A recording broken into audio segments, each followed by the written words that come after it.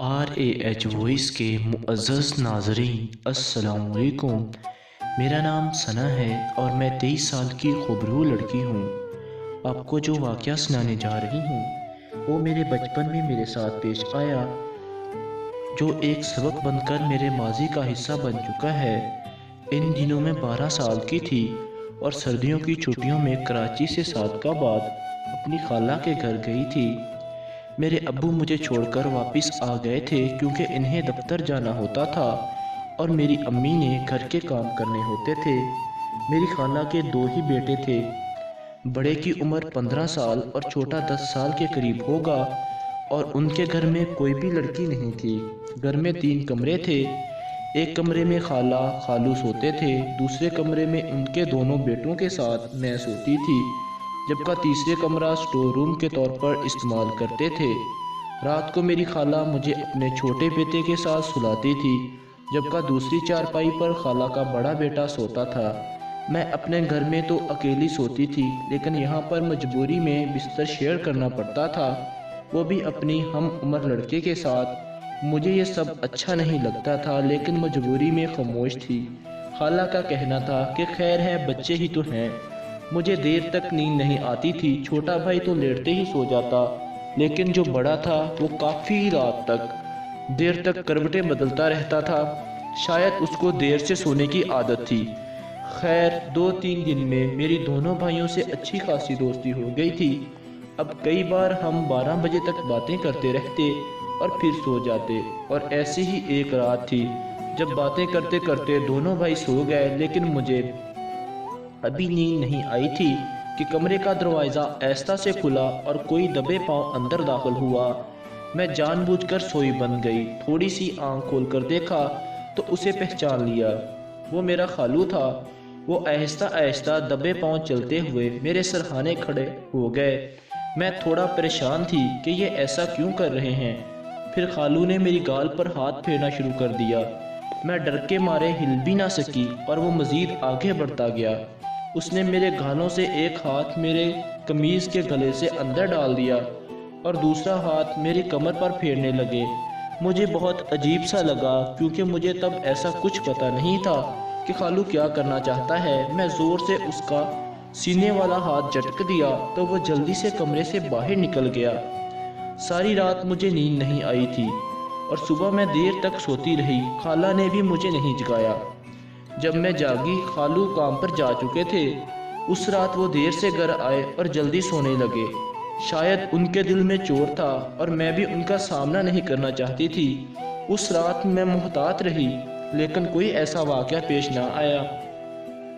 2-3 दिन गुजर गए तो इतवार का दिन आया। उस दिन खालू को छुट्टी थी और वो घर पर ही थे और खाला से कहने लगे, सना को घुमा फिरा लाते हैं। क्या सोचेगी कि खाला के पास गई थी और खाला ने कराची की सैर नहीं कराई और कराची नहीं दिखाए बगैर ही वापस भिजवा दिया। खालू ने जब ये सब कहा तो मेरे कान में खड़े हो गए और उस रात वाला सारा मामला मेरे जहन में घूमने लगा, लेकिन मेरे अलावा किसी दूसरे ने बात की गहराई समझने की कोशिश नहीं की। फिर सबका घूमने फिरने का प्लान बन गया और वो सारा दिन हम लोगों ने बहुत इंजॉय किया। शाम का खाना भी बाहर ही खाया, जिसकी वजह से काफ़ी थक गए थे और रात को घर आते ही सब के सब लेट गए। उस रात थकन की वजह से मुझे भी जल्दी ही नींद आ गई। रात का न जाने कौन सा पहर था जब मुझे लगा कोई मुझे अपने बाजुओं में उठाकर कहीं लेकर जा रहा था, लेकिन वो एक ख्वाब जैसी कैफियत थी। मैं सोई रही। जब मेरी आँख खुली तो मैंने खुद को नरम बिस्तर की जगह सख्त लकड़ी के तख्त पर लेटा हुआ पाया। ये वो कमरा नहीं था जहाँ मैं सोई थी। कमरे में ज़ीरो बल्ब रोशन था और इसकी थोड़ी सी रोशनी में मुझे खालू नज़र आया, जिसकी हालत काबिल इतराज़ थी और जिस्म पर कपड़े भी बराए नाम थे। मैं खौफज़दा हो गई। पता नहीं वो कैसे मुझे बिस्तर से उठाकर यहाँ ले आया था। शक तो मुझे उसकी नीयत पर पहले भी था, लेकिन वो ऐसा करेगा मैंने नहीं सोचा था। जब मैं उठकर बैठी तो उसने अपने होंठों पर हाथ रखकर खामोश रहने का इशारा किया और आहिस्ता आवाज़ में बोले कि चुपचाप लेटी रहो, अगर एक लफ्ज़ भी मुंह से निकाला तो तुम्हारी जान निकाल दूंगा। اور کسی کو تمہاری موت کی وجہ بھی معلوم نہیں ہوگی۔ میں انتہا کی ڈر چکی تھی اور پھٹی پھٹی نظروں سے کمرے کو دیکھنے لگی۔ یہ وہی کمرہ تھا جسے وہ لوگ سٹور روم کے طور پر استعمال کرتے تھے۔ کمرے کا دروازہ اندر سے بند تھا۔ میں نے دیوار پر لگے کلاک کی طرف دیکھا۔ رات کے 2 بجے کا وقت تھا، مطلب مجھے پہچاننے والا یہاں کوئی نہیں آئے گا۔ کم سے کم صبح 7 بجے سے پہلے تو کوئی نہیں آئے گا۔ تب تک 5 گھنٹوں میں شاید مجھے موت آ جائے۔ میں نے ہمت کر کے اٹھنے کی کوشش کی تو خالو نے مجھے زور سے پکڑ لیا اور کہا، اگر میری بات نہ مانی تو میں تمہاری خالہ سے کہوں گا کہ یہ لڑکی مجھے گندے کام کے لیے اکساتی ہے۔ اب تو میں سچ مچ میرے پاس خالو کی بات ماننے کے علاوہ کوئی چارہ نہیں تھا، لیکن بات ماننے کا مطلب بھی مجھے کچھ سمجھ آتا تھا کہ میرا انجام برا ہوگا۔ میں جان چھڑوانے کی کوئی ترکیب سوچنے لگی، لیکن خالو بہت جلدی میں تھا۔ وہ مجھے کوئی رعایت یا موقع دینے کو تیار نہیں تھا۔ اتنی کم عقل اور بچی تو میں بھی نہیں تھی۔ پھر اچانک میرے ذہن میں ایک ترکیب آئی۔ میں نے خالو سے کہا کہ میرا دل گھبرا رہا ہے، مجھے پانی پینے جانے دو، پھر آپ جیسا کہو گے ویسا ہی کروں گی۔ خالو نے جب یہ سنا تو وہ یہ سمجھا کہ میں مان گئی ہوں، تو خوشی سے اس کی باتیں کھل گئیں۔ میرا پلان یہ تھا، جب میں پانی پینے جاؤں گی تو اپنے کمرے میں بھاگ جاؤں گی، لیکن خالو بہت چلاک تھا۔ کہنے لگا، آرام سے یہاں بیٹھو، میں پانی لے کر آتا ہوں۔ اس نے میری واحد امید پر بھی پانی پھیر دیا تھا، لیکن پھر میرے دماغ میں خیال آیا کہ جیسے ہی خالو پانی لینے جائے گا میں جلدی سے یہاں سے بھاگ جاؤں گی۔ لیکن خالو کو شاید یہ ہر کام میں مجھ سے زیادہ تجربہ تھا۔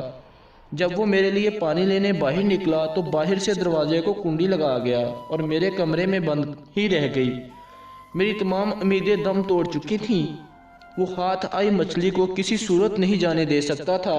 مجھے اپنی عزت مکمل خطرے میں نظر آ رہی تھی۔ میں رونے لگ پڑی تھی۔ خالو مختصر کپڑوں میں ہی باہر چلا گیا تھا اور اپنے کپڑے یہیں کمرے میں چھوڑ گیا تھا۔ اچانک میرے دماغ میں عزت بچانے کا آخری طریقہ آیا اور میں کسی صورت میں یہ موقع گنوانا نہیں چاہتی تھی، بعد میں چاہے اس کی مجھے قیمت چکانی پڑے۔ میں جلدی سے اٹھی اور کمرے کو اندر سے کنڈی لگا لی اور خاموشی سے آ کر لکڑی کے تخت پر لیٹ گئی۔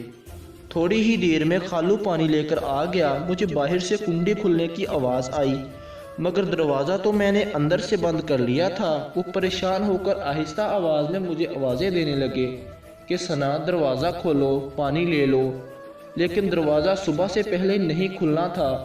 وہ پریشان ہو گیا کیونکہ اس کے کپڑے اندر پڑے تھے۔ وہ ایسے ہی جال میں، اپنے ہی جال میں ایسے ہی خود پھنس گیا تھا۔ اب میری منتیں کرنے لگا، بیٹی بیٹی کہہ رہا تھا، لیکن میں نے اس کی ایک نہ سنی اور وہ تھوڑی دیر میں وہاں سے بھاگ گیا۔ میں صبح تک وہاں لیٹی رہی۔ صبح خالہ کے اٹھنے سے پہلے میں اپنے کمرے میں جا کر لیٹ گئی۔ جب میں اٹھی تو خالو گھر سے غائب تھا۔ وہ کام کا بہانہ کر کے 3 دن تک گھر نہ آیا۔ اسی دوران میری چھٹیاں بھی ختم ہو گئیں اور میرے ابو مجھے لینے آ گئے، اور پھر میں کسی رشتہ دار کے گھر ایسے اکیلی نہیں گئی۔ تو معزز ناظرین، اگر آپ ایسی مزید ویڈیوز دیکھنا چاہتے ہیں اور آپ کو یہ ویڈیو پسند آئی ہے تو برائے مہربانی ہمارے چینل کو سبسکرائب کریں اور ساتھ لگے گھنٹی کے بٹن کو بھی بجا دیں تاکہ آپ کو ہماری آنے والی تمام ویڈیوز مل سکیں۔ شکریہ، اللہ حافظ۔